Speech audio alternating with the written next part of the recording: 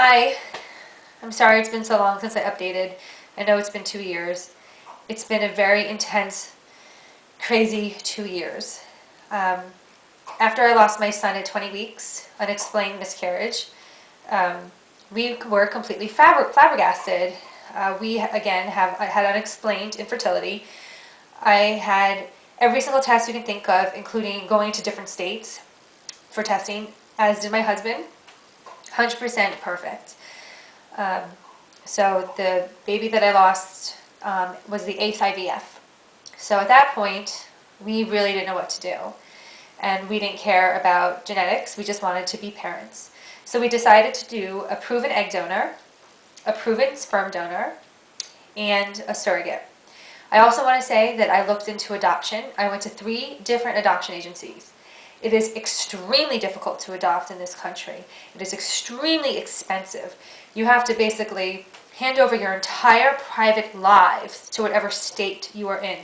It is almost demeaning. It makes you not want to adopt. Because I don't remember my fertile friends having to show their bank accounts to people when they decided to have a baby. It's extremely frustrating. And so much work, and you never know if it's you're actually going to have a baby. So we actually did look into that, and I filled out forms, and we're about to get that started as I was also looking at egg donors because I didn't care, let's go. So we found this egg donor through the agency, through the clinic in the other state, and that was great. We didn't have to really search. The day before she was supposed to come in, after everybody had been on their medications, she disappeared. And it turns out that the agency she went through wasn't very legitimate, and has stolen money from recipients as well as not compensating egg donors. And I'm working hard with some other people to try and bring her to justice. It's unfathomable. So that's a whole other story, a whole other tangent. I believe in certain things, and I have a big mouth about them. So I found another egg donor. Perfect cycle, 100% fertilization rate, really unheard of. 12 blasts, I think, transferred into the surrogate. First cycle was a miscarriage. Did an FET 2 months later, it was a negative. That was IVF 9 and 10. Then it took a couple of months to recover.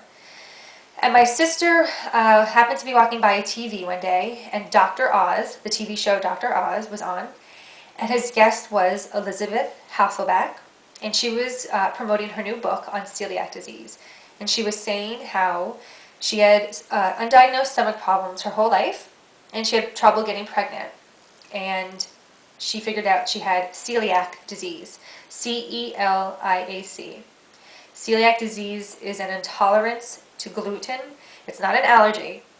It actually destroys the little villi in your small intestine, which makes it so you can't absorb nutrients. And then it will affect other organs in your body as you get older. And then you start treating those other organs instead of treating the problem. Because celiac isn't well known as much as it should be. So my sister was like, this sounds like my sister. I've had problems my whole life and I couldn't get pregnant. And so I was like, okay, I'll go for a blood test. Big deal. It's a blood test. And it came out positive. With celiac, the blood test is only 60% accurate. The only way to make sure is to have a very quick endoscopy into the small intestine, into the upper GI tract, and lower GI tract. Have some biopsies, and it's no big deal. It's way less than a colonoscopy. I was actually awake. I thought it was pretty cool. Positive. And the celiac doctor basically said, you have your diagnosis. I had a diagnosis. How did that make me feel?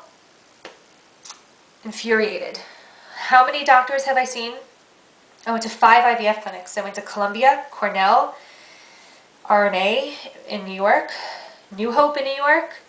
I went to the Colorado Center for Reproductive Medicine, the number 1 and number 2 in the country. How many GI doctors did I see growing up and said, oh, you have IBS, oh, you have spastic colon syndrome? No. No one ever gave me a blood test. And how many blood tests have I had for all the IVFs? Maybe, I don't know, 400. They could have taken a little extra blood. None of the last 5 years had it happen. So the doctor said, you must be gluten-free for 6 months. Gluten is wheat, barley, and rye. before 6 months before you try. I don't need to do IVF. You can get pregnant on your own.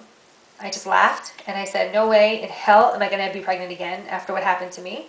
We continued with the surrogate. She's amazing. She waited out the 6 months with us. It's just amazing. Carriers are amazing. And flew to her state that she lives in. Did an IVF cycle, a fresh IVF cycle with my eggs, my husband's sperm. Perfect. The most amazing IVF cycle, textbook. 12 day 3 embryos and 8 blasts. I've never had a blast before in my life. We transferred 3 and 2 took, and I have twins. So after everything, I have a resolution to my story. But it's a lesson. It's a lesson. If you have unexplained infertility, or you know anybody who has unexplained infertility and has had weird stomach issues, celiac presents in very different ways. I had something called silent celiac. I would only get these stomach attacks maybe 6 times a year, whereas somebody else could have accidentally have some gluten and be in the bathroom all day the next day. So it's all different, which makes it hard to diagnose. But doctors need to start getting their heads out of the sand and realizing this is a real thing and start testing for it. Another problem is there's no pill, there's no drug to treat celiac disease. It's just a lifestyle change. So, as you're well aware of, in the United States, it's Big Pharma who pays for everything. There's no medical drug rep knocking on the doors of these doctors' offices saying, here, push this drug, which is then providing actually information and education to the doctors. So it's kind of really hard. Also, this is 100% a cause of infertility. 100%. They don't know why, and perhaps all I wasn't getting nutrients because my body couldn't absorb nutrients. My egg quality was probably compromised. Obviously, how could I hold a pregnancy if I wasn't getting nutrients? Reproductive endocrinologists test for other autoimmune diseases. Why aren't they testing this? Why isn't it on the information sheet when you fill out? Have you had stomach problems in your past? Does anybody in your family have stomach problems? This is a genetic disease. It's a gene. I have to have my children tested for it. Why is this not happening? So I'm going to try and work and get this out there. Another problem with celiac is that your liver can start to go, or your kidney can start to go, or something in your brain, or you have a higher incidence of blood cancers because you're not getting nourished. So you'll go to a liver doctor or a kidney doctor, and they'll try and treat those symptoms, but you're not treating the disease. And then you get sick and you die from celiac disease. So you need to treat the problem. Get the blood test, get the endoscopy. If you have unexplained infertility, I cannot stress this enough. The last 5 years of my life didn't have to happen. 4 dead babies didn't have to happen. Hundreds of thousands of dollars, I'm sure, at this point. Pain and suffering, a blood test. A 10-minute endoscopy. Done. So I hope you can learn from me and learn from this experience. I hope this video helps at least one couple out there who maybe this story sounds like them. Demand it. You have to take control of your own health in this country. If you want the test, demand the test. If your RE won't do it, go to your GP. If your GP won't do it, go to a GI. Go to a gastroenterologist. Get it. Get the endoscopy done. And thank you for following my story.